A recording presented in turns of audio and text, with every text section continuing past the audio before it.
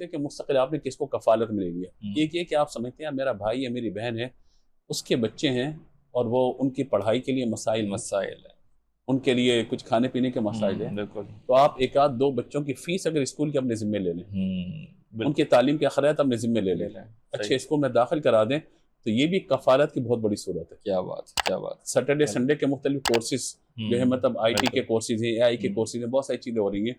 آپ سمجھتے ہیں ہمارا بچہ میٹرک کر کے انٹر کر کے فارغ گھوم رہا ہے اور اس کے لیے اتنے وسائل نہیں کہ وہ کہیں جا کے اس طرح کے کورسز کر سکیں. آپ دست سے شفقت رکھیے، آپ اسے سکھائیے، اور آپ دیکھیے کہ جب وہ سیکھ جائے گا تو آپ دیکھیے کہاں سے کہاں پہنچے گا. بہت سارے ایسے بچے ہیں کہ جو عالم بننا چاہتے ہیں، دست نظامی کرنا چاہتے ہیں، لیکن گھر والوں کی اتنی کیپیسٹی نہیں ہوتی، یا آنے جانے کی کرائے نہیں ہوتے، بعض اوقات کتابیں خریدنے کے پیسے نہیں ہوتے، کیونکہ ہر چیز مہنگی ہو گئی ہے.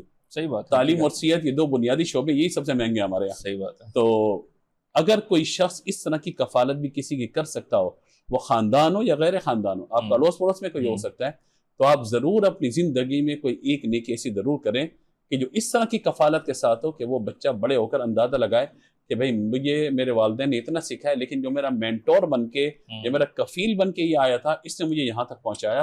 تو پھر آپ دیکھیے کہ کیا معاملہ ہوگا. اور بچیوں کو خاص طور پر خود کفیل ہونا ضروری ہوتا ہے کہ ان کی تعلیم و تعلم کے معاملات آسان ہو سکیں. ماشاءاللہ.